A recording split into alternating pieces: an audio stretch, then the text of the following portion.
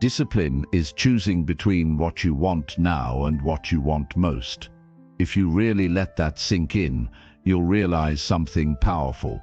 The gap between where you are and where you want to be isn't because of your talent, your intelligence, or even your opportunities. It's because of your discipline. And the tough truth is, your mind either works for you or against you. There is no middle ground. If you don't discipline your mind will discipline you. It will hold you back. It will keep you stuck in bad habits. It will convince you to give up every time things get uncomfortable. But when you learn how to control it, when you take charge of your thoughts, your focus, your actions, everything changes. This video isn't about hype. It's not about motivation that wears off in a few hours. It's about showing you how to build a disciplined mind that keeps showing up, even on the hard days. Especially on the hard days. You'll learn simple, practical steps to build mental strength, stay focused, and follow through on the things that matter most in your life. These are the same habits and strategies that separate people who win from people who just wish they could.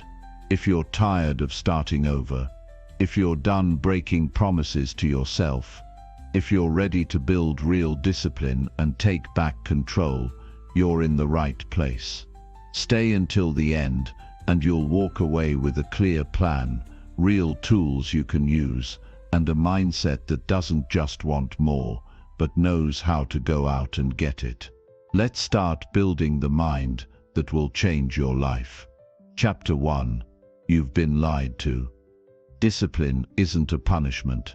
Discipline is the key that unlocks every door you've ever wanted to walk through. Success, confidence, health, freedom, it's all waiting on the other side of one choice. And that choice is not luck. It's not talent. It's not who your parents were or where you were born. It's discipline. The ability to do what needs to be done, especially when you don't feel like it. That's the difference between those who build a life they're proud of and those who stay stuck in the same loop, year after year, wondering why nothing changes. But here's the thing, nobody told you growing up, and it's time you heard the truth. Discipline isn't punishment. It's not something you suffer through. It's not a life sentence of boring routines and restrictions.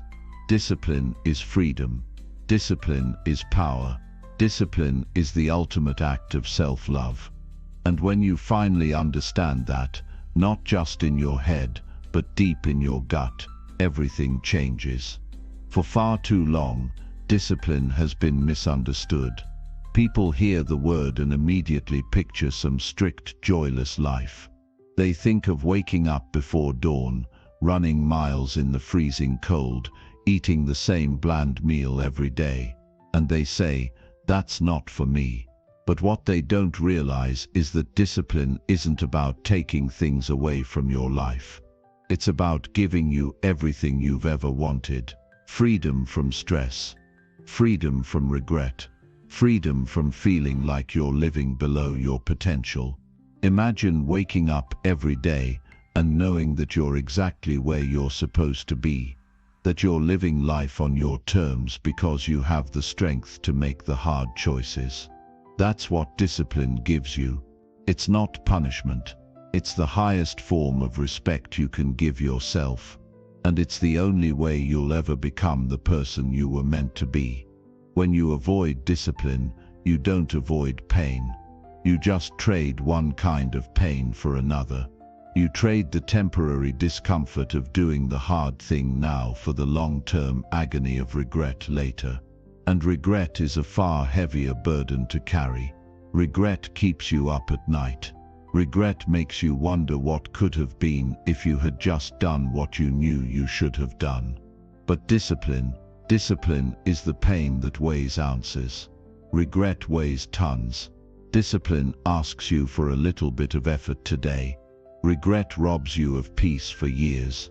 When you choose discipline, you're choosing peace in advance. You're making an investment in a future where you're proud of yourself, where you look back and know you gave it your all. And there's no better feeling in the world than knowing you honored your potential. I get it. It's not easy. Waking up early, saying no to distractions, showing up when you'd rather sit it out, that takes effort. But what people miss is that the first steps are always the hardest. At first it feels like pushing a boulder up a hill, but if you keep showing up, something shifts. That boulder starts rolling. Momentum kicks in, and suddenly the things that used to feel impossible start to feel natural. Discipline stops being this constant struggle and starts being your default setting. You don't have to force yourself to do the right thing because you've trained yourself to crave it. You start wanting the things that are good for you because you've seen the results. You've felt the pride. You've lived the freedom. And once you taste that, you'll never go back. People think they need motivation to be disciplined. They wait to feel inspired. They think they have to be in the right mood. But motivation is a liar. It's fleeting. It shows up when it feels like it, and disappears the moment things get tough. Discipline doesn't care how you feel. It's there no matter what. It's the voice in your head that says, I don't feel like it, but I'm doing it anyway.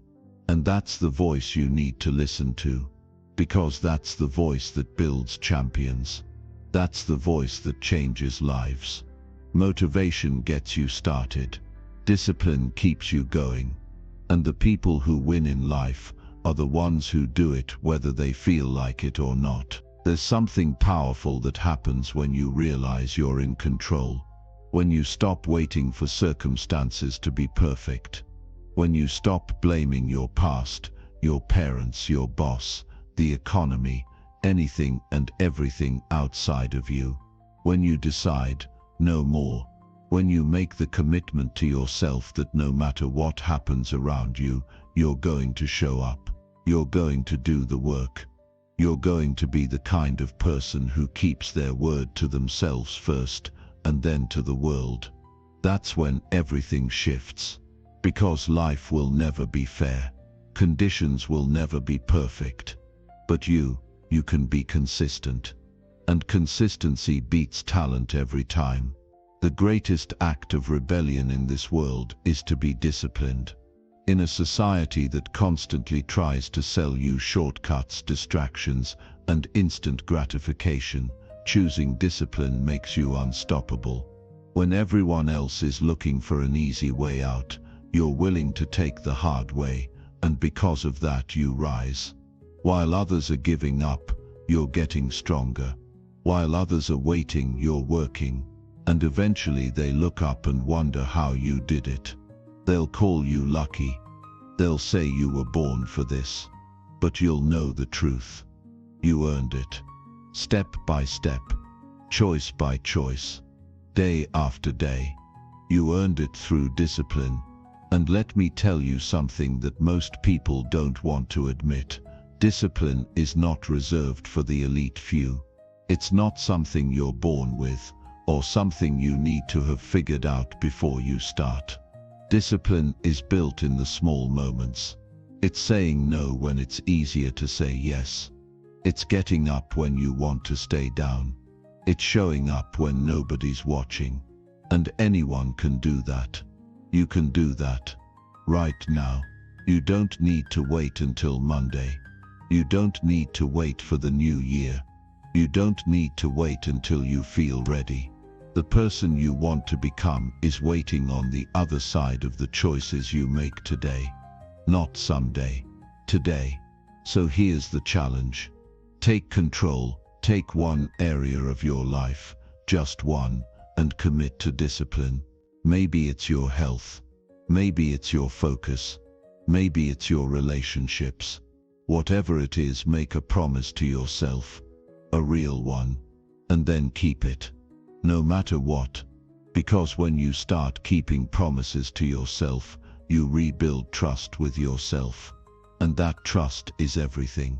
When you trust yourself, You become unstoppable, because you know that no matter what happens, you'll have your own back. You'll do what needs to be done. And that kind of confidence changes everything. You don't need to be perfect. You don't need to have all the answers. You just need to start. And starting isn't about going all in and burning yourself out. It's about showing up consistently. One day at a time, one choice at a time. Discipline is like a muscle. At first it's weak, but every time you use it, it gets stronger. And one day you'll look back and realize you became the person you always wanted to be. Not because of one massive decision, but because of 1,000 small ones. And that's how real change happens.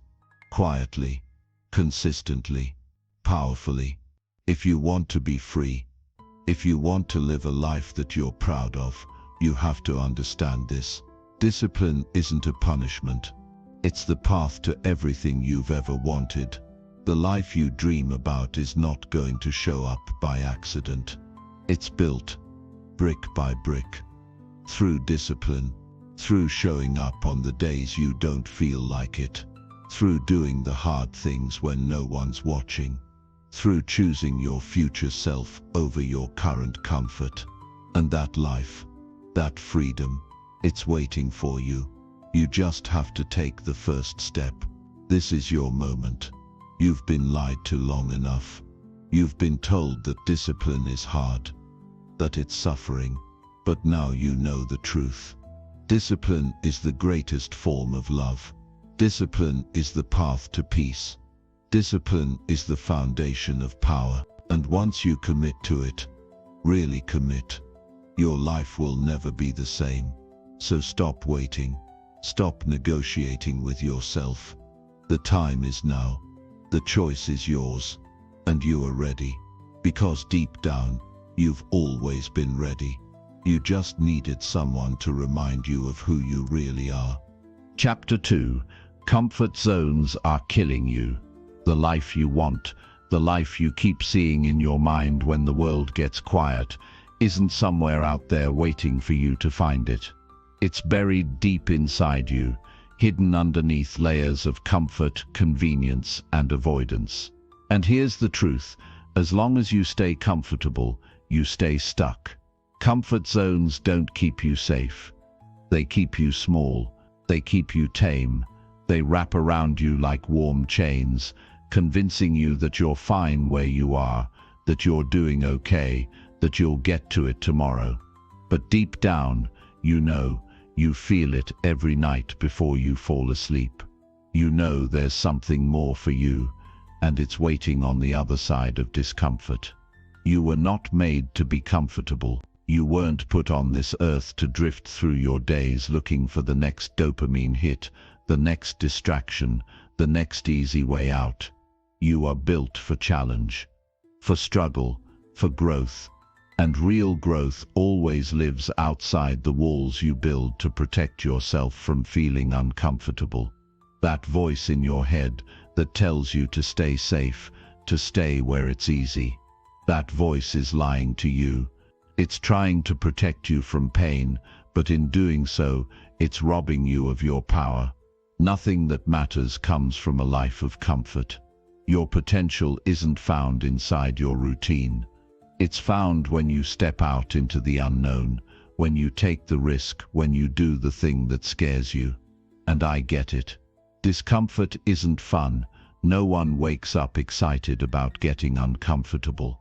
No one enjoys failing. No one loves the feeling of uncertainty. But what's worse? Living a life where you never know what you're truly capable of. Waking up 10 years from now, realizing you played it safe, realizing you left your potential sitting on the table because you didn't want to feel awkward or vulnerable or afraid. That's a pain you can't fix. And the scary thing is, that pain doesn't show up all at once. It creeps in slowly.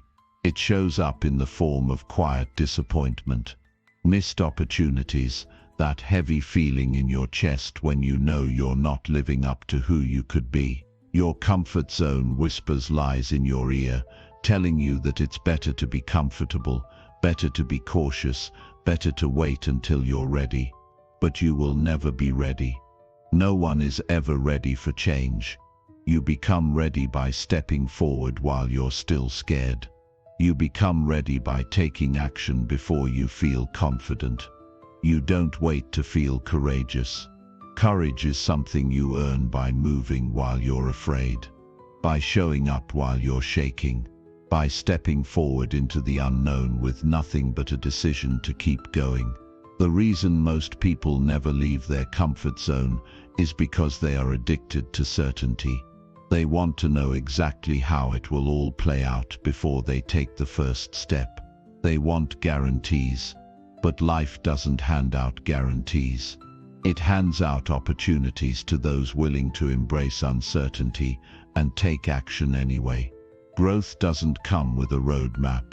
You have to be willing to walk the path without knowing exactly where it leads. And if you're brave enough to do that, life rewards you with something better than certainty. It gives you strength. It gives you resilience. It gives you the ability to handle anything that comes your way, because you've trained yourself to thrive in discomfort.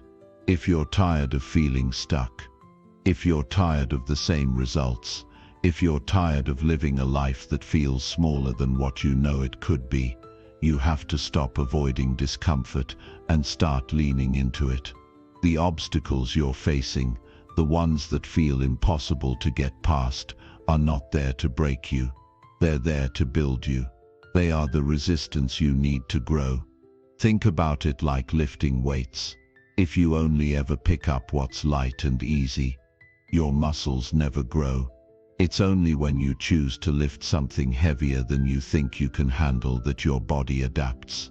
The same is true for your mind, for your discipline, for your life. Every time you choose comfort over challenge, you make your comfort zone smaller. Every time you choose challenge over comfort, you expand your limits. And that's where the real magic happens. Because one day you'll look back at the things that used to scare you, the things that felt impossible, and they'll feel easy. Not because the world got easier, but because you got stronger. You'll realize that the things you once thought would break you are now the things that built you. You'll stand in the place you once dreamed about and wonder why you ever doubted yourself in the first place. But none of that happens if you stay comfortable. Growth demands sacrifice. Sacrifice of your ego. Sacrifice of your excuses. Sacrifice of your need to be perfect before you begin. You have to be willing to look foolish. You have to be willing to make mistakes. You have to be willing to fail. Not just once, but again and again. Because failure is not the enemy. Failure is feedback. Failure is the proof that you are trying, that you are moving, that you are alive. And every time you fail, you are gathering the lessons you need to succeed. The people you admire, the ones who seem fearless and disciplined and unstoppable, are not fearless at all. They are simply willing to be uncomfortable. They are willing to fail in front of the world. They are willing to get up one more time than they fall. They don't have some magic power that you don't. They have trained themselves to embrace discomfort. They've made friends with fear. And you can too. You don't need to take massive leaps. You don't need to change everything all at once. You just need to take the first step. One step outside your comfort zone. One action that stretches you. Maybe it's having the difficult conversation you've been avoiding. Maybe it's waking up an hour earlier and doing the work while everyone else is still asleep. Maybe it's saying no to something easy so you can say yes to something hard. And when you take that first step, you'll prove to yourself that you can do hard things. And the more you prove that to yourself, the more unstoppable you become. The comfort zone is not where you belong. You were not made for average. You were made for excellence. You were made for growth. You were made to rise. But none of that happens until you are willing to let go of your need to be comfortable. The life you want isn't inside the comfort zone, it's outside of it. It's on the other side of effort, of risk, of failure. And if you have the courage to step into that space, to embrace the challenge, to push through the fear, you will find out who you really are. You will discover a strength inside you that you never knew existed. And once you find that strength, nothing can stop you. Your comfort zone is killing you slowly. It's taking away your potential, your energy, your fire. But you can take it back. Right now. Today. It starts with one decision. One act of courage. One choice to stop playing small and start living big. And when you do that, when you make that choice, everything changes. You change. And once you change, the world around you begins to change too. So don't wait. Don't wait for permission. Don't wait for the perfect moment. The perfect moment doesn't exist. You create it by taking action. Right here, right now. Get uncomfortable. Get moving. Get disciplined. Your future self is waiting for you to show up. Be the person who takes that first step. Be the person who breaks free from the comfort zone and never looks back. You are capable of more than you can imagine, but you'll never know until you're willing to leave comfort behind and find out. This is your time. This is your life, and it's waiting for you on the other side of fear. Chapter 3. Identity is a lie. You're a story you keep telling yourself. There's a moment in life when you stop and realize that the person you've been isn't who you're destined to be. It hits hard. Maybe it comes after you've hit a wall, or maybe it sneaks in during one of those quiet moments when nobody's around. And for the first time, you see it clearly. You've been living inside a story you didn't even know you were writing. And that story, it's probably outdated. It's probably too small for the life you're supposed to be living. But here's the good news. Stories can change. Identities can be rewritten. You are not stuck with the version of you that you've carried this far. You are the author. You always have been. And when you wake up to that fact, your entire life can shift. The truth is, we become what we believe about ourselves. That's not just philosophy. It's fact. If you've spent years telling yourself you're lazy, that you're undisciplined, that you can never stick to anything, then guess what? Your actions will fall in line with that identity. Not because it's who you are, but because it's who you've told yourself you are. You'll act in a way that proves the story right. And every time you do, you reinforce it even more. It's a loop, a powerful one. And unless you break it, you will live the same year over and over again, calling it a life. But here's what they don't tell you. That identity you've been wearing like a heavy coat on a summer day. It's optional. You can take it off. You can hang it up. And you can choose something new. Yes, it's that simple. Not always easy, but simple. You are not your habits. You are not your past. You are not the labels someone else gave you. You are the story you tell yourself. And if you don't like the story, rewrite it. Let me be real with you. You don't need permission to change. You don't need to wait until you've earned it. Too many people are waiting for some magic moment where they'll finally feel like they deserve to change their life. But that moment doesn't come. You don't get a notification that says, "Okay, now you're ready to become who you were meant to be." You have to decide. You have to declare it to yourself. That's where it starts. You draw a line in the sand and you say, "This is where the old story ends and the new one begins." Not tomorrow. Not someday. Now. Think about it. Every time you take an action, you cast a vote for the kind of person you believe you are. When you skip the workout, you're voting for the identity of someone who gives up. When you hit snooze, you're voting for the identity of someone who breaks promises to themselves.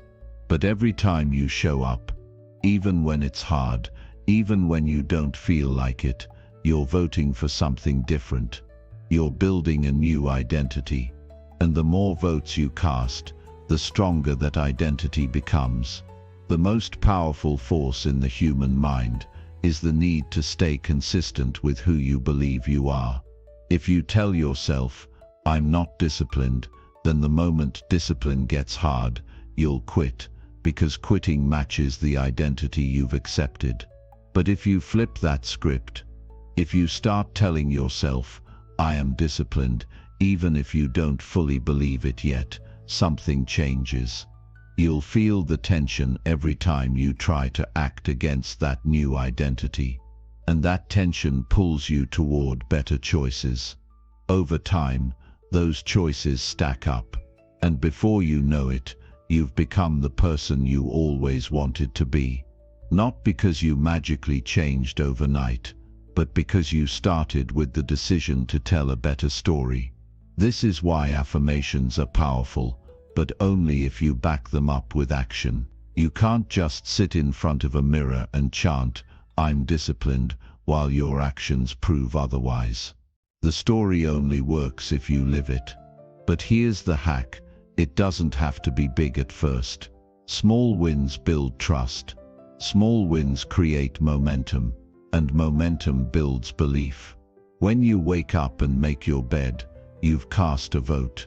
When you sit down and do your work without distraction, you've cast a vote. When you get yourself to the gym on a day you didn't feel like it, you've cast a vote. And those votes, they matter more than you think. Understand this: your mind doesn't care what the truth is. It believes what you repeatedly tell it. If you tell yourself you're lazy, if you tell yourself you're not cut out for success, if you tell yourself you always fail, your mind will believe you. And then it will go to work finding ways to prove you right. But the opposite is true too. Start feeding your mind something new. Start telling yourself, "I'm the kind of person who follows through. I'm the kind of person who does hard things. I'm the kind of person who doesn't quit." And then live it. And when your mind starts believing that, it will find ways to make that true too. You have to understand how powerful this is. The entire system of who you are right now is just a series of habits built on the identity you've accepted. Change the identity, and the habits follow. You don't force change. You embody it. You don't grind your way into discipline. You become a disciplined person by aligning your actions with that identity, one step at a time. It's not about faking it, it's about becoming it. And you become it through practice. If you're listening to this and thinking, "But I've failed so many times," I hear you. We all have. But failure doesn't make you a failure. Failure is data. It's feedback. It's a lesson that tells you something about what didn't work. It's not who you are, and it's not a death sentence. The only way failure becomes your identity is if you choose to wear it. But you can choose something else. Right now, you can decide that failure is simply part of the story that makes you stronger, wiser, better prepared for the next chapter. Let me tell you something about identity shifts. They don't come with fireworks. They come quietly. You decide you're no longer the person who quits when it gets hard. You decide you're the person who finishes what they start. And then you back it up. Quietly. Consistently. Day after day. Until one day, it's just who you are. You don't have to think about it anymore. It's automatic. And that's when you've won.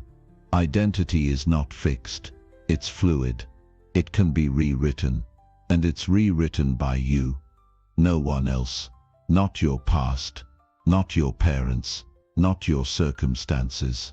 You get to choose who you are. And you get to prove it with the actions you take today. Stop waiting for someone to give you permission. Stop waiting for the perfect moment. You are ready now. You've always been ready.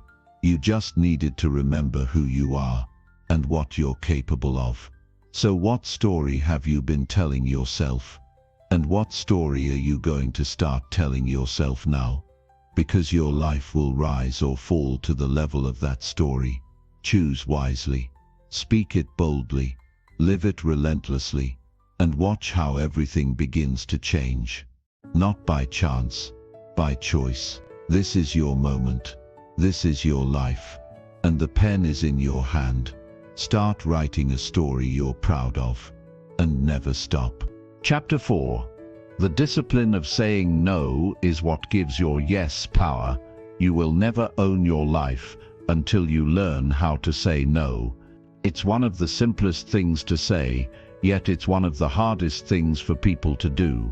And that's not because you're weak or you don't have the strength. It's because the world has conditioned you to be available, to be agreeable, to always say yes. Yes to distractions, yes to people who drain you, yes to commitments that pull you away from what really matters. But here's the truth. Nobody told you. Every time you say yes to something that doesn't serve you, you are saying no to something that does. And your future depends on whether you have the discipline to reverse that equation. You don't have an energy problem. You don't have a time problem. What you have is a priority problem, and it's costing you more than you realize. The life you want isn't going to come from adding more to your plate. It's going to come from cutting out what doesn't belong there in the first place. Discipline is not just about what you're willing to do. It's about what you're willing to walk away from. It's about what you're willing to reject, what you're willing to sacrifice, and what you're willing to protect. And if you don't protect your time, your energy, your focus, no one else will. Saying no isn't selfish. It's self-respect. It's looking at your life and recognizing that not everything deserves a piece of you. It's understanding that your attention is your most valuable currency, and you can't afford to keep spending it on things that give you no return. Every yes you give comes at a cost. You just have to decide if it's worth it. Most people are bankrupt, not because they don't have enough talent, time, or potential, but because they give their attention away too easily. They're so worried about being liked, about being accepted, about not disappointing anyone, that they end up disappointing the only person who truly matters, themselves. And that ends now. Because you are not here to live life on other people's terms. You are here to build something bigger. You are here to lead yourself first before you can ever hope to lead anyone else. And leadership starts with boundaries.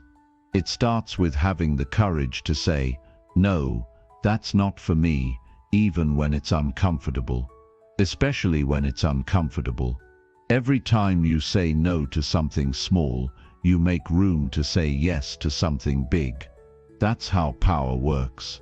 That's how freedom works. It's not about being able to say yes to everything.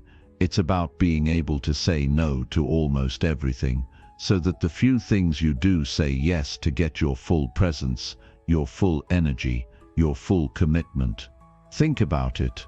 If you say yes to every opportunity, every invitation, every distraction, how much of you is left for the things that actually matter? How much energy do you have left to build the body you want, the mind you want, the life you want? How much time is left over to work on your craft, to develop yourself, to become great at what you do? Greatness doesn't come from spreading yourself thin. It comes from going deep.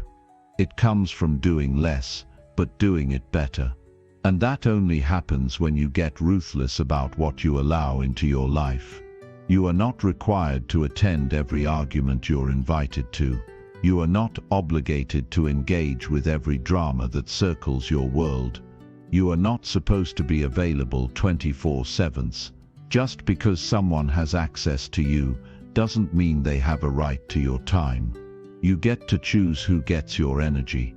You get to choose what gets your focus, and the discipline to choose wisely. That's where your power is. But let's be real, saying no isn't easy. It triggers guilt. It makes you second-guess yourself. It makes you worry about what other people will think. But I want you to remember something. Every time you say no from a place of alignment with who you are and where you're going, you are saying yes to yourself. You are choosing to stand for something, and you're choosing to protect your future self from being buried under obligations you never should have accepted in the first place. Your dream life is not built by being agreeable. It's not built by being liked. It's built by being clear on your mission. And clarity creates courage. When you know who you are and what you're here to do, saying no becomes easier. You stop entertaining things that don't move you forward. You stop tolerating energy that drains you. You stop negotiating with people who don't respect your time. And you start building a life that reflects your values, your purpose, your vision. The people who rise to the top are not the ones who do the most. They are the ones who focus on the few things that matter the most and give them everything they've got. They aren't busy all the time. They are intentional all the time. And that's the difference between being productive and being busy. Busy people say yes to everything and wonder why they're exhausted. Productive people say no to almost everything and channel their energy into the few things that truly matter. And that's how they win. So ask yourself right now, where are you saying yes when you should be saying no? What commitments are you holding on to out of guilt or fear or obligation, not because they're aligned with your purpose? What distractions are stealing your attention from what really matters? The people who succeed at the highest level are not more talented than you. They are just better at saying no. And you can be too. It starts small. The next time you're asked to do something that doesn't feel aligned with your goals, say no. The next time you catch yourself about to waste an hour scrolling on your phone, stop. The next time you're invited into gossip, decline. Every no is a vote for your future self. Every no is an act of discipline that makes room for a more powerful yes down the road. Because here's the thing, the power of your yes is determined by how often you're willing to say no. If you say yes to everything, your yes means nothing. But if you say no more often, your yes carries weight. It becomes meaningful, and the people around you will respect it more because they know you don't give it away lightly. You are the gatekeeper of your life. You decide who gets in and who doesn't. You decide what stays and what goes. And if you don't stand guard at the gate, distractions, negativity, and energy leaks will flood in and take over. Your life is your responsibility. No one else is coming to protect your time, your energy, your future. That's on you. And the sooner you accept that, the sooner you reclaim your power. Saying no is not about shutting the world out. It's about choosing what you let in. It's about curating your life with intention. It's about making sure that the things you say yes to are things that move you closer to the person you want to be and the life you want to live. Every time you say no to something that doesn't serve you, you are building a life that does. Every time you draw a line in the sand and say, "Not for me," you create space for what's meant for you to find you. Every time you protect your focus, you sharpen your edge. And when you do that consistently, you become unstoppable.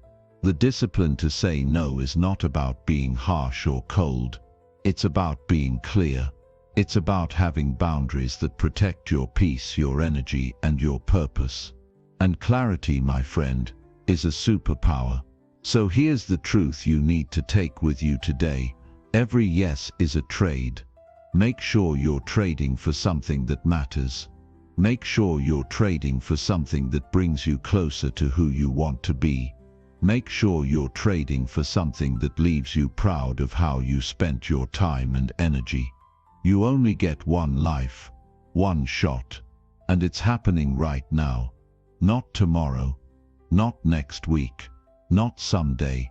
Now you can't afford to keep giving yourself away to things that don't deserve you. You can't afford to keep saying yes to things that steal from your future. Now is the time to decide. Now is the time to be bold. Now is the time to protect your energy, like your life depends on it. Because it does. You were not born to be everything to everyone. You were born to be something great to someone, and that someone starts with you. Say no to what doesn't serve you. Say yes to the life you're here to build. And when you do that, when you make those tough calls, when you choose your focus over your fear of saying no, everything in your life will start to shift. You'll feel lighter. You'll feel stronger. You'll feel unstoppable. So take your power back. Say no. Say it unapologetically. Say it with strength. And watch how your life transforms. Because this is your time, and the power of your no will make your yes unstoppable. Chapter 5. You are not your thoughts. You are the master of them. At some point in your life, you have to stop letting your mind run the show. You have to stop giving so much power to every thought that passes through your head, because if you don't, it will control you. And if your mind controls you, everything in your life gets harder than it needs to be. You have to understand this. You are not your thoughts. You are the one watching them. You are the one who decides what stays and what goes.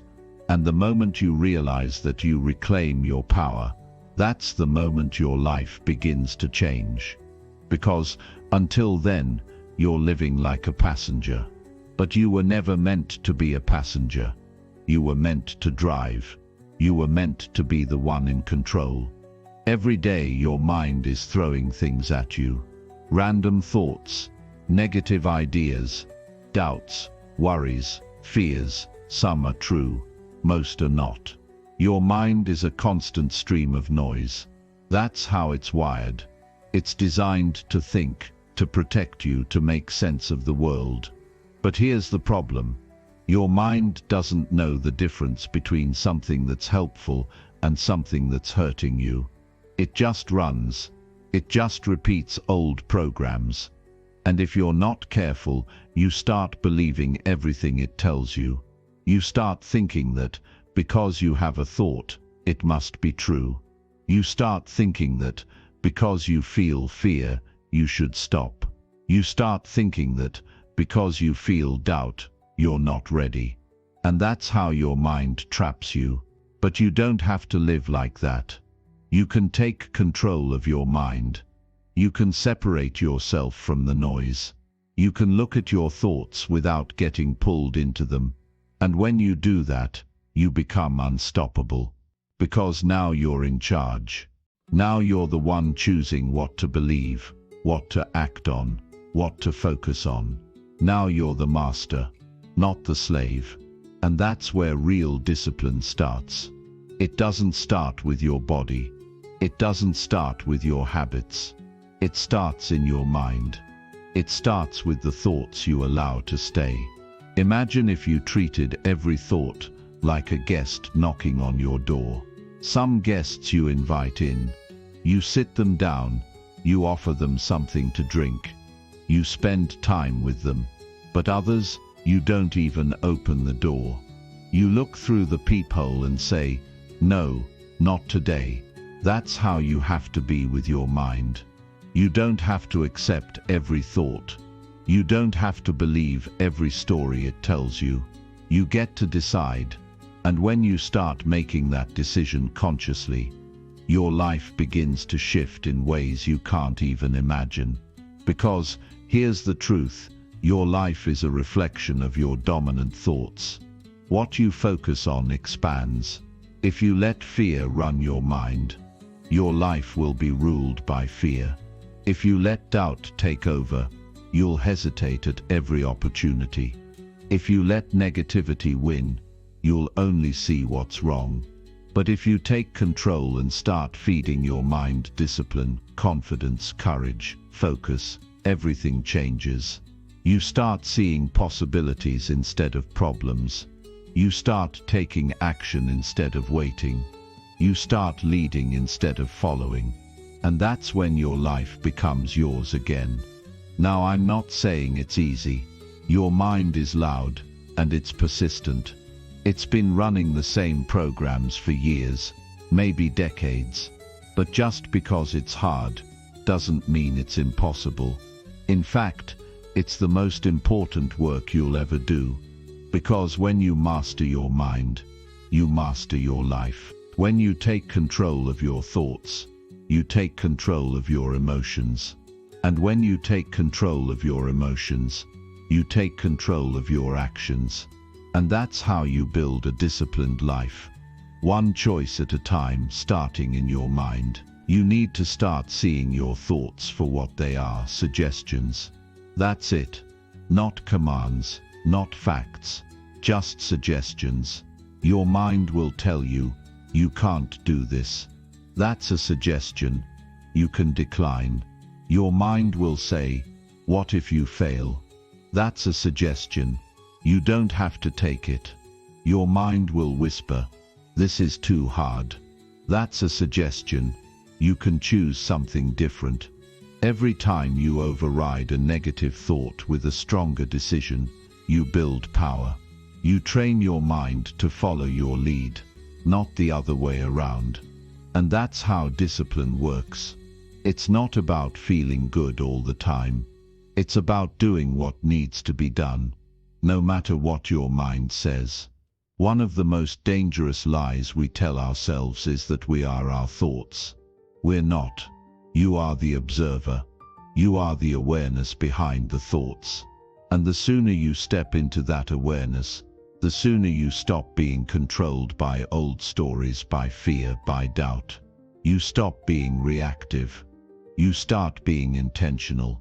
And life opens up in ways you didn't think were possible. Think about it like this. You can't always control the first thought that pops into your head. But you can always control the second one. You can always control what you do next. Maybe fear shows up. Maybe doubt creeps in. That's fine. You're human. But what matters is whether you listen to it or not. What matters is whether you believe it. What matters is whether you act on it. And when you choose to act in spite of the fear, in spite of the doubt, you take back your power. You prove to yourself that you're not controlled by your thoughts. You control them. And here's something powerful. The more you do this, the quieter the noise becomes. The more you train your mind to follow your lead, the more it starts working with you instead of against you. It stops throwing up the same objections. It stops recycling the same doubts. It starts adapting. It starts evolving. Because your mind isn't the enemy. It's a tool. And when you use it the right way, it becomes your greatest ally.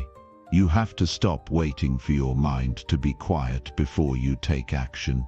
You have to stop waiting for perfect clarity before you move. The disciplined mind acts first and lets the feelings catch up later. The disciplined mind understands that thoughts are like clouds passing through the sky. They're temporary, they're fleeting, they don't define you, and they don't control you unless you let them. You are not your thoughts. You are the thinker of thoughts, and the thinker has the power to choose, right now. In this moment, you can choose a new thought. You can choose a new belief. You can choose a new direction. And when you do that enough times, you build a new identity. You become someone who leads their mind, not someone who is led by it. That's the real power of discipline. It's not just waking up early. It's not just going to the gym. It's not just grinding through your to-do list. It's the quiet, invisible work of mastering your inner world. It's the daily decision to choose thoughts that serve you. It's the commitment to focus on what moves you forward. It's the awareness to know when your mind is lying to you, and the strength to act anyway. And when you master that, when you get to the place where your thoughts are tools and not chains, you become unstoppable. Because nothing can hold you back except the story you tell yourself. And you're the author of that story. Always. This is your time to take control. This is your time to stop being a prisoner of your mind and start being the master. You have the power. You've always had the power. You just forgot for a while. But now you remember. Now you know. And once you know, you can never go back. Because you've seen the truth. You are not your thoughts. You are the one who chooses what comes next. So choose power. Choose discipline. Choose to lead your mind, not be led by it. And everything in your life will change. Starting now. Chapter 6. Do the boring work. Boring creates mastery. If you're serious about changing your life, about building something you're proud of, something solid, something lasting, you're going to have to make peace with something that no one tells you when they talk about success. You're going to have to get really good at doing the boring work. Not once, not twice, every day, over and over and over again, until it becomes who you are, because the truth is, success is not sexy, it's not a highlight reel, it's not fireworks and applause, it's quiet, it's repetitive, it's the same small simple actions stacked on top of each other, until one day you look back and you've built something extraordinary. But most people never get there because they quit when it gets boring. They quit when the excitement wears off. They quit when the work isn't shiny anymore. And that's the trap. That's the reason so many people stay stuck, wondering why they can't seem to break through. They think they're supposed to feel fired up all the time. They think they need to feel motivated to keep going. But motivation is a liar. It comes and goes like the weather. You can't depend on it. You can't build anything real on something that's unstable. What you can depend on is discipline. Discipline is the ability to show up when you don't feel like it. Discipline is what carries you through when motivation packs up and leaves. And discipline, real discipline, is built in the boring moments. If you look at anyone who's great at what they do, I mean truly great, not just good for a little while, you'll find they've made friends with boredom. They've embraced the grind. They've found a way to fall in love with the process, not just the result. And that's where mastery lives. It doesn't live in the big moments, the big wins. It lives in the small things. The things no one sees. The things no one claps for. The early mornings, the late nights, the extra reps, the time spent refining the details when no one's watching. That's where greatness is forged, quietly, relentlessly. The problem is, we live in a world that's addicted to dopamine. Everything is designed to give you a quick hit, fast results, instant gratification. And if something doesn't give you that rush right away, you move on to the next thing. The next shiny object. But mastery doesn't work like that. Mastery is slow. It's deliberate. It's repetitive. And at times it's brutally boring. But that's the point. The boring work is the work that matters most because it's the foundation, and a solid foundation isn't built overnight. It's laid brick by brick, day after day, even when it's not exciting. Especially when it's not exciting. You have to stop chasing excitement and start chasing excellence. You have to be willing to do the same thing every day, to get up and put in the reps, even when it feels like nothing's happening, even when the results aren't coming fast enough. Because the results are coming, you just can't see them yet. It's like planting seeds. You water them every day, you tend to them, and for a while nothing happens. It's easy to think it's not working, but beneath the surface, roots are growing, foundations are forming, and if you stay consistent, if you stay disciplined, one day those seeds break through the ground, and then they grow fast. But they only grow fast because you were patient during the boring part. You were faithful in the process when it didn't look like it was working. I need you to understand something right now. The boring work is not a punishment. It's not a test to see how much you can endure. It's a gift. Because when you can discipline yourself to keep going when it's boring, when it's hard, when it's thankless, you separate yourself from the crowd. You enter rare air. You become the kind of person who's unstoppable because nothing shakes you. Not boredom, not fatigue, not lack of recognition. You're in it for the long haul. And that's who wins. Every time. You don't rise to the level of your goals, you fall to the level of your habits. And habits are built in the boring moments. Not when you're inspired, not when you're hyped up on a new goal, but when it's just you and the work. And nobody cares if you do it or not. Nobody's clapping for you. No one's watching. And you show up anyway. That's discipline. That's what builds something unshakable. It's easy to show up when it's new. It's easy to show up when you're motivated. But what happens when the novelty wears off? What happens when you've been doing it for weeks or months, and it feels like nothing's changing? That's the moment that defines you. That's the moment where you either decide you're serious about this or you're just playing around. And if you decide you're serious, you get back to work. No questions asked. Because here's the reality. You don't rise in life because you want it bad enough. You rise because you outlast the part where everybody else quits. And that part, it's usually right in the middle of the boring work. That's where people tap out. They think this isn't working, or I'm not seeing results fast enough. And they quit 2 feet from gold. Don't let that be you. Stay the course. Stay in the game. Show up every day like it's day one, even when it's not. Especially when it's not. The boring work is where the magic happens. The boring work is what builds the discipline you need to carry yourself through the hard times. And there will be hard times. There will be days when you doubt yourself, when you wonder if it's worth it. But you keep going. You show up anyway. Because that's who you are now. That's the identity you've built. You've trained yourself to act, no matter how you feel. And that's what makes you dangerous. That's what makes you unstoppable. When you commit to the boring work, something shifts inside you. You stop needing external validation. You stop needing motivation. You start trusting yourself. Because you know you'll show up no matter what. And that trust, that's priceless. That's what builds confidence. Not false confidence, but real, earned confidence. The kind that can't be shaken. Because you've been in the trenches.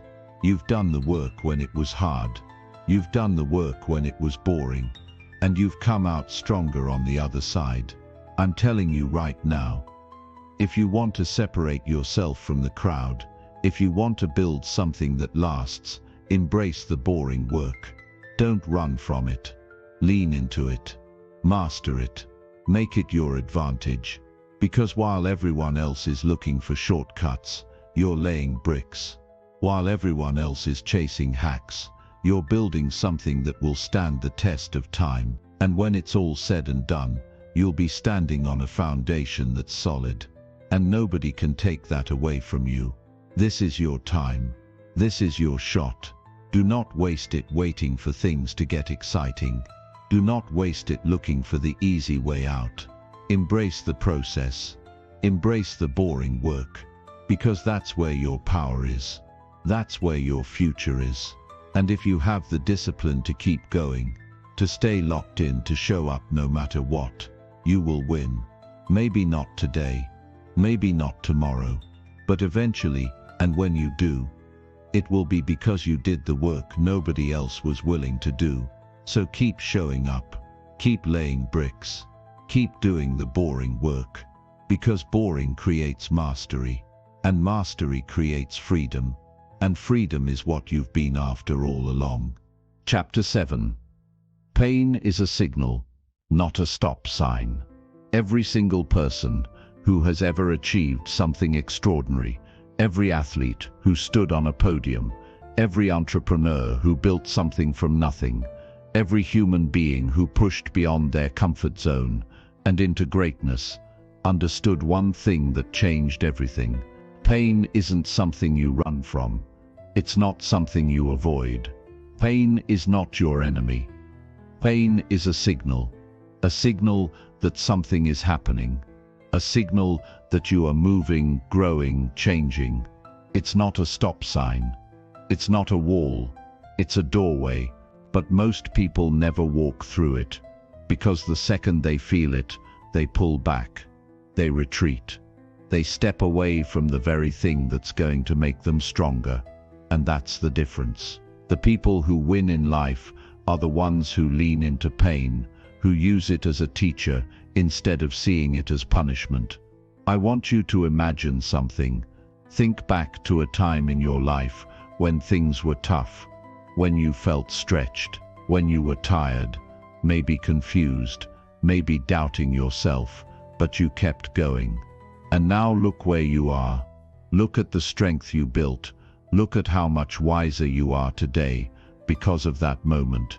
You didn't get weaker from it. You got stronger. You didn't get smaller. You grew. But if you had quit back then, if you had let the pain convince you to stop, you wouldn't be who you are right now. You wouldn't be sitting here, listening to this, searching for more, pushing for better. You're here because you've already survived so much more than you give yourself credit for. And you can survive this too. You can handle what's coming. You can get through the next level of discomfort. You just have to shift the way you see pain. Pain isn't a problem.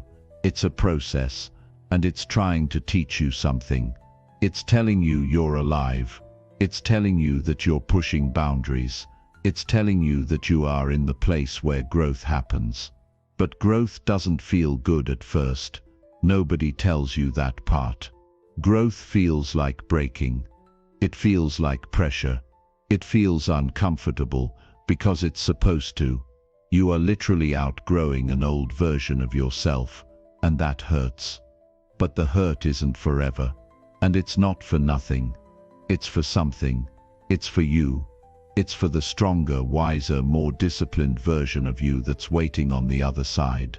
People talk a lot about motivation. They talk about inspiration.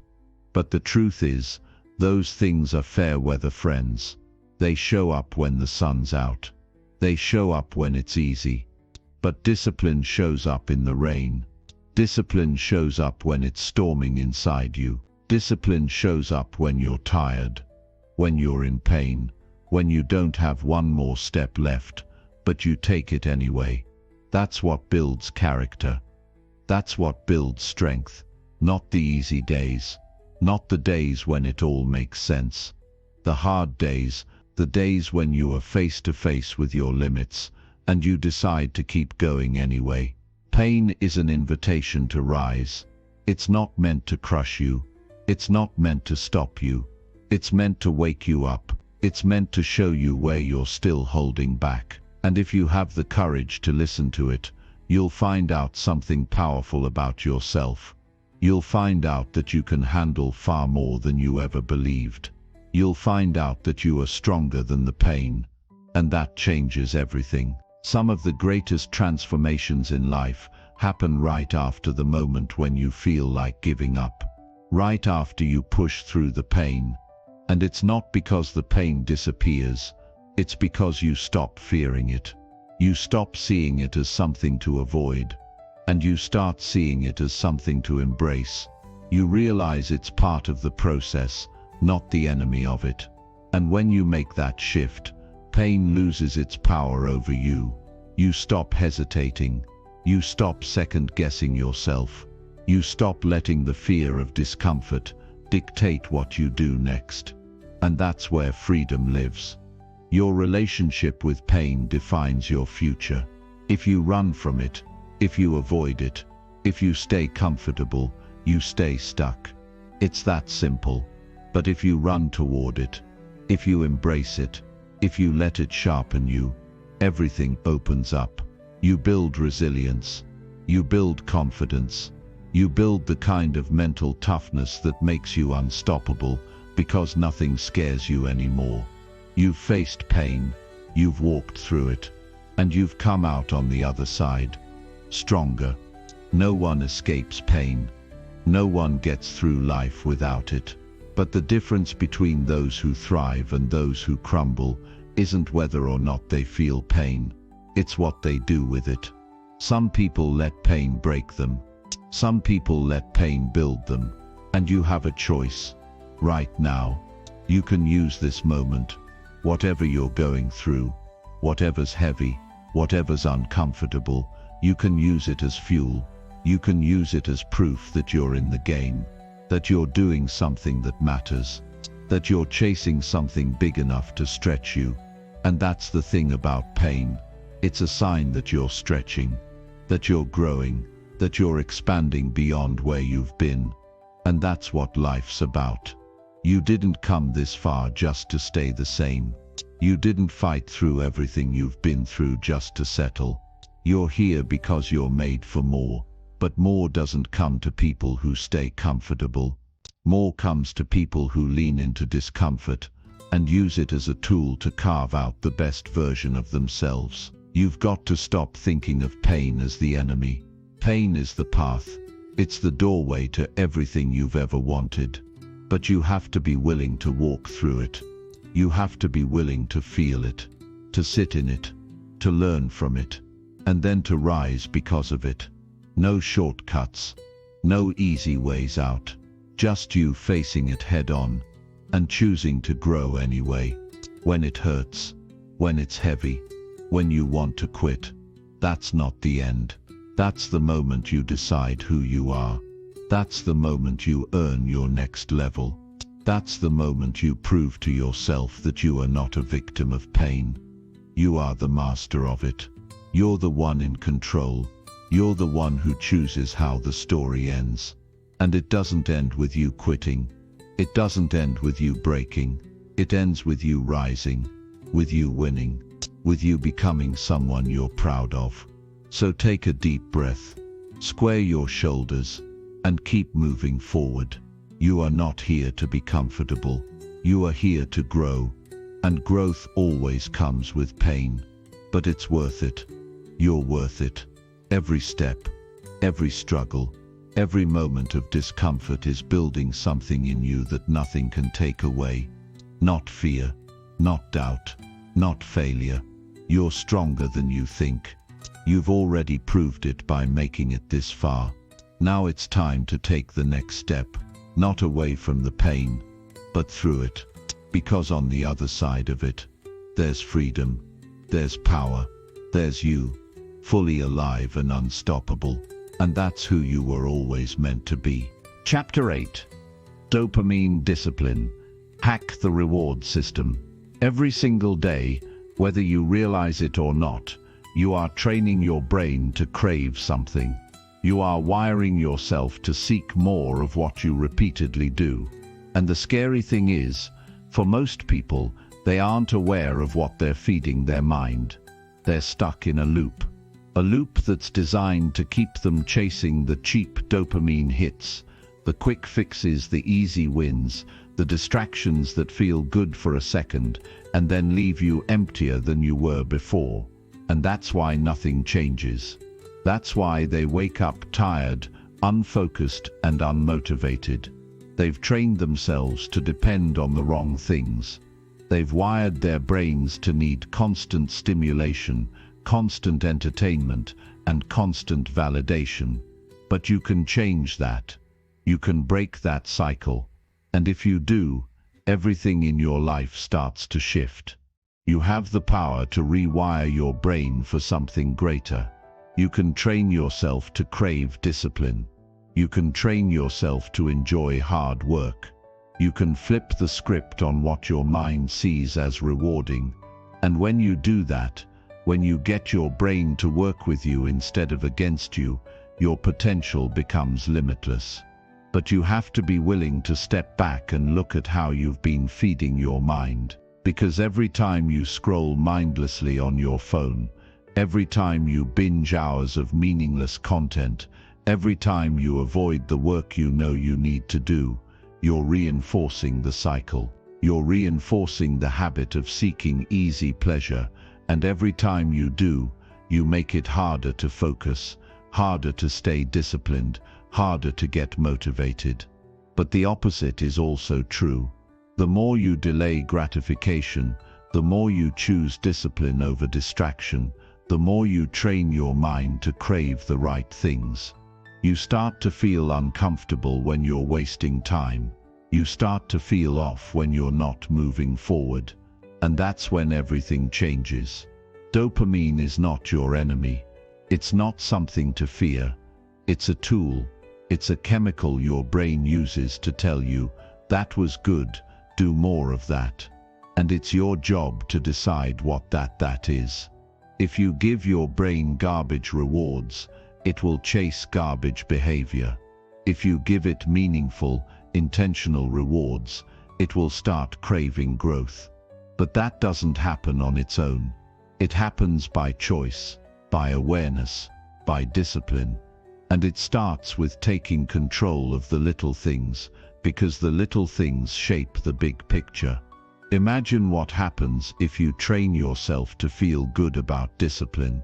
Imagine if every time you finished a workout, your brain got a hit of dopamine because it recognized you did something hard. Imagine if every time you sat down to work on your craft, your brain rewarded you because it knew you were leveling up. That's not a fantasy. That's how the brain works. But most people never get there because they're stuck at level 1, chasing the cheap wins and wondering why life feels flat. You can't stay stuck in instant gratification and expect long-term rewards. Life doesn't work that way. The more you chase quick dopamine, the weaker you get. The more you chase meaningful dopamine, the stronger you become. And I get it. It's not easy to break out of the loop. We're surrounded by it. Social media, endless entertainment, notifications constantly pulling at your focus. The world is designed to keep you distracted, because distracted people are easy to control. But you're not here to be controlled. You're here to take control. You're here to become the one who decides what you focus on, what you value, what you chase. And that's the shift. That's the flip you have to make in your mind. You have to stop being a consumer and start being a creator. You have to stop reacting and start acting. You have to stop chasing pleasure and start chasing purpose. And when you do that, you realize something powerful. The hard things start to feel good. Waking up early and pushing yourself feels good. Saying no to distractions feels good. Finishing what you start feels good. Because you've trained your brain to value effort over ease. You've trained your brain to see discipline as a reward, not a punishment. And that's when you become dangerous. That's when you become unstoppable, because while everyone else is chasing comfort, you're chasing growth. While everyone else is looking for shortcuts, you're putting in the work. And it doesn't feel like suffering. It feels like freedom. But you have to earn that feeling. You have to go through the uncomfortable part where your brain fights you, where it tells you to take the easy way out, where it screams at you for choosing hard over easy. That's the withdrawal stage. That's the part where you're breaking the old wiring. And it's not fun, but it doesn't last forever. If you push through it, if you stay consistent, if you refuse to give in, your brain will adapt. It will get easier. The pull toward distraction will lose its grip. The cravings for cheap dopamine will fade. And you'll find yourself craving the things that build you up instead of tearing you down. And that's the game. That's the secret no one talks about. It's not about never feeling temptation. It's about training yourself to feel uncomfortable with mediocrity. Training yourself to feel restless when you're not growing. training yourself to feel dissatisfied when you're not giving your best. That's real dopamine discipline. That's the rewiring that changes everything. Because now you're not forcing yourself to be disciplined. You want it. You need it. It's who you are. You become the person who enjoys doing the hard things. You become the person who feels alive when you're pushing your limits. You become the person who doesn't just tolerate discomfort but thrives in it. And that's when the world opens up. That's when opportunities show up because you've become someone who can handle them. That's when you break through the ceiling you didn't even know you had and find out you were capable of so much more. And if you're thinking this sounds impossible for you, let me tell you something. It's not. It's simple, not easy, but simple. It starts with small choices. You delay the gratification by 5 minutes, then 10, then 30. You swap one distraction for one disciplined action. You go one day without giving in to the easy option, then another, and it compounds, it builds. You build momentum, and momentum changes everything. So don't wait for the world to make it easier. Don't wait for motivation to show up and save you. Save yourself. Start rewiring your brain today. Start feeding it the right rewards. Start teaching it that discipline is pleasure, that growth is fun, that hard work feels good. Because it does. You just forgot how good it feels to earn your wins, to push through the resistance and come out stronger on the other side. This is your time. You've been given a choice right now. Keep chasing quick dopamine and stay stuck in the loop, or break out. Take control, rewire your mind, and become the person who doesn't just talk about discipline but lives it, breathes it, embodies it. And when you do, you won't need motivation.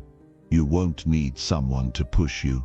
You'll be pushing yourself because you'll love the process, and the best part, the results will come. They always do when you do the work. Your focus will sharpen, your energy will increase, your confidence will skyrocket. Not because life got easier, but because you got stronger. You trained for it. You earned it. So if you're tired of feeling stuck, tired of feeling like you're running in circles, tired of feeling like your best life is just out of reach, this is how you change it. Dopamine discipline. Reward the right things. Train your brain to love the work and the life you want. It's waiting for you on the other side of that choice. Make it now and never look back. Chapter 9. Your environment is brainwashing you. Change it now. You will always rise or fall to the level of the environment you're in. Your surroundings, the people you talk to, the things you consume, the spaces you move through every day, these things are not neutral. They are shaping you. They are influencing the way you think, the way you act, the way you feel about yourself, whether you realize it or not. And if you're not conscious about what you let in, your environment will quietly, slowly, and almost invisibly pull you into a life you never asked for and didn't even see coming until it's too late. But when you take control of your environment, when you become intentional about who and what you surround yourself with, your entire life can change faster than you think. What you allow around you becomes what you allow inside you. If you spend your time around negativity, people who are always complaining, who are always making excuses, who think life is just about getting by and settling, it won't be long before you start thinking the same way. It won't be long before your standards drop and you start justifying the same behaviors. You can have all the motivation in the world, all the goals, all the ambition, but if you stay in an environment that's poisoning your mind, it will wear you down. It will chip away at your focus, your discipline, your energy, and you won't even realize it's happening until you feel stuck and drained, and start wondering where the fire went. On the flip side, when you put yourself in a space that fuels you, that demands more from you, that calls you to be better, everything changes. It's not magic. It's not luck. It's design. You start rising to the level of the standards that surround you. You start thinking bigger, moving differently. You get sharper, more focused. You hold yourself to a higher level of accountability because you're in a space where that's normal. Success stops being some distant concept and starts being the air you breathe. And that's why your environment is everything. You can have the strongest mindset, the best plan, but if your environment isn't in alignment with who you're becoming, it's a constant uphill battle. Your environment is like the soil you're planted in. It determines how fast you grow, how strong your roots are, how tall you can stand. If the soil is toxic, if it's full of weeds and parasites, you can't thrive. But if you plant yourself in the right soil, rich, nourishing, clean, you grow without force. You evolve naturally. You expand because the conditions support your growth. Now think about what you're surrounded by right now. Not just the people, but the spaces, the habits, the inputs. What's on your phone? What's on your screen? What's in your room, your car, your social feed? What are you listening to, watching, paying attention to day after day? Because these things are training your brain, whether you like it or not. They're either sharpening you or dulling you. They're either feeding your focus or draining it. And if you're not ruthless about filtering out the noise, the negativity, the distractions, you will get stuck. Not because you're lazy, not because you're unmotivated, but because you're surrounded by things that are constantly pulling you away from your potential. The hard truth is, if you stay in a weak environment long enough, it becomes normal. And that's dangerous. If you're surrounded by mediocrity, you start thinking it's acceptable to give less than your best. You start thinking it's okay to coast, to skip your habits, to lower your standards. You don't even see it happening until you wake up one day, realizing you've settled for far less than what you're capable of. That's why changing your environment is not optional. It's essential. If you want to get to the next level, you have to be in a space that stretches you, challenges you, holds you to a higher standard, even when it's uncomfortable. Especially when it's uncomfortable, you need to surround yourself with people who remind you of who you can be, not who you were. People who don't let you settle for excuses, people who make you think bigger, act better, show up stronger. If the people around you aren't inspiring you, if they aren't pushing you, if they aren't calling you out when you slip, you need new people. And that doesn't mean you cut everyone off or start acting like you're better than anyone else. It means you get serious about protecting your mind, your time, your energy. Because those things are your life, and you can't waste them on environments that keep you small. And it's not just people. It's places, it's habits, it's routines. Look at your space right now. Is it clean or is it cluttered? Is it set up to make you productive or does it distract you? What's the first thing you see in the morning? What's the last thing you see before you sleep? What kind of energy are you bathing in every single day? Because all of it matters.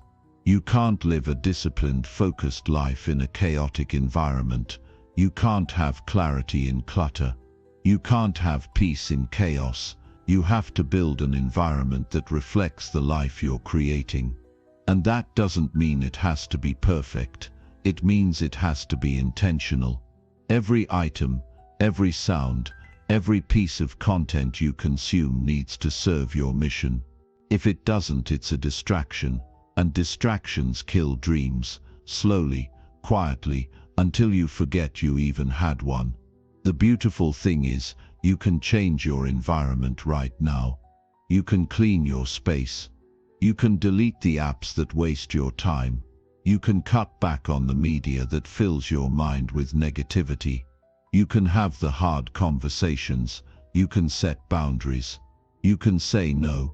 You can decide, right now, that your mind, your time, and your energy are too valuable to waste on anything or anyone that doesn't help you grow. And the second you do that, things start shifting. You start thinking clearer. You start feeling lighter.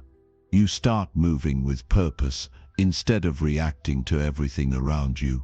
Your discipline gets stronger because you're no longer fighting against an environment that's draining you. You're supported by it. You're lifted by it. The people who rise to the top, the ones who achieve incredible things, they aren't superhuman. They just get serious about their environment. They curate it. They design it. They protect it. And that's why they can stay focused when others can't. That's why they can keep their discipline tight when others are distracted. They understand the power of what they allow around them. And you need to understand it too, because your future depends on it. If you want a better life, you have to build a better environment. One that feeds your focus. One that strengthens your discipline. One that makes it easier to do the right thing instead of the easy thing. And that takes courage. It takes honesty. It takes being willing to walk away from what's familiar in order to step into what's necessary. But it's worth it. Every hard decision, every tough conversation, every change you make, it's worth it. Because on the other side of that, you'll find yourself in a space where you can grow, where you can thrive, where you can finally become who you were meant to be. Your environment is either building you or breaking you.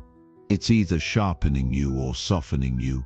And if you want to live a disciplined life, if you want to create something great, if you want to wake up every day knowing you're on the right path, you have to take control of it. No one else can do it for you.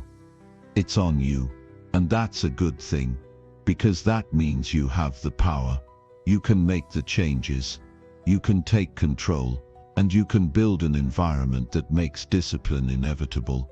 So look around, pay attention, make the hard choices, build the life you want from the inside out.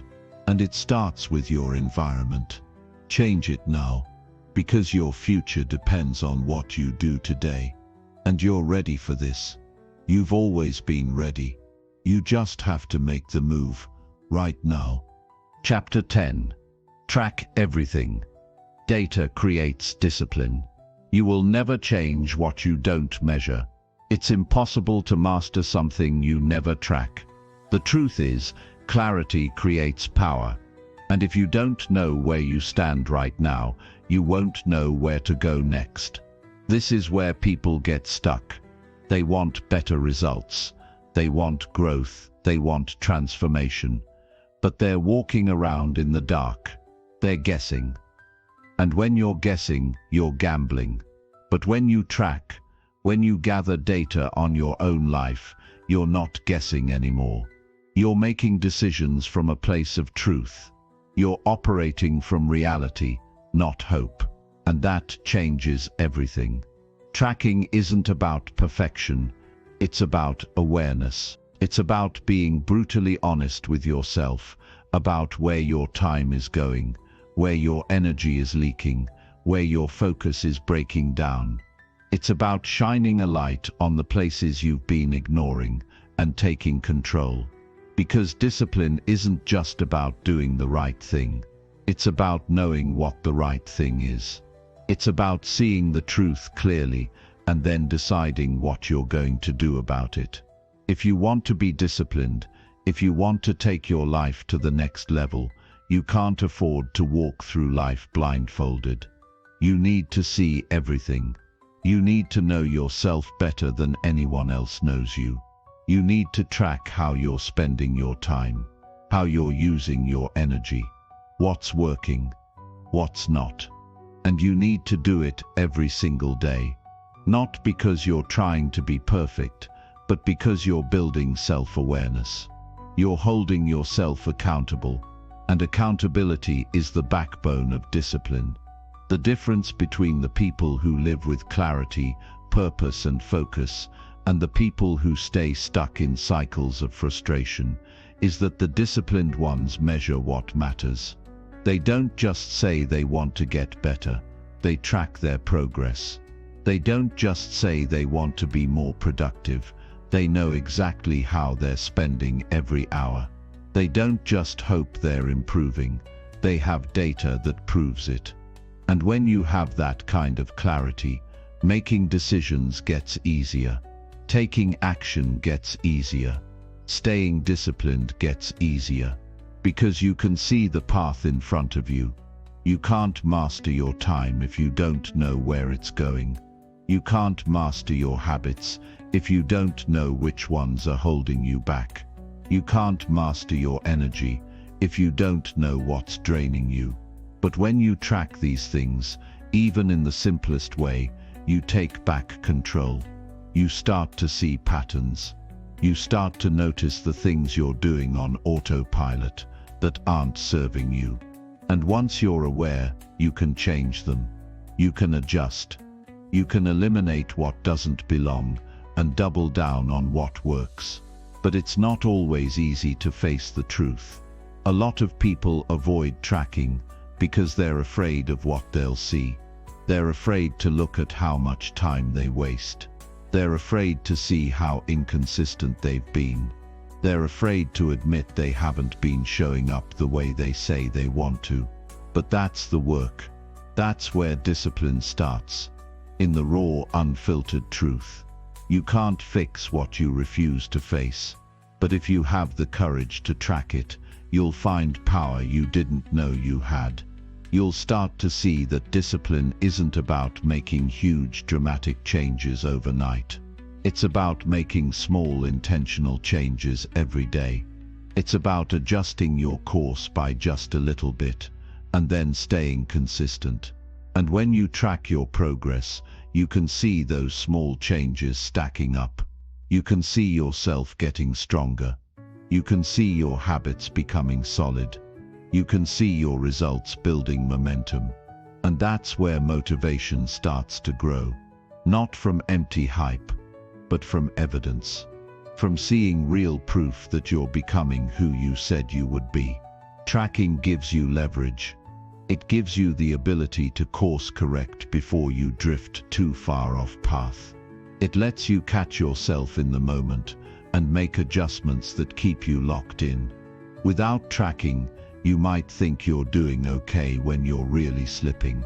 Without tracking, you might think you're working hard when you're really just spinning your wheels. But when you track, there's no hiding. There's no lying to yourself. You either did the work or you didn't. You either stayed focused or you didn't. And that kind of honesty is rare, but it's what builds real discipline. And it doesn't have to be complicated. It doesn't have to be some fancy system or a massive spreadsheet. It can be as simple as writing down your priorities at the start of the day and checking in at the end. It can be as simple as tracking your workouts, your meals, your hours of focused work.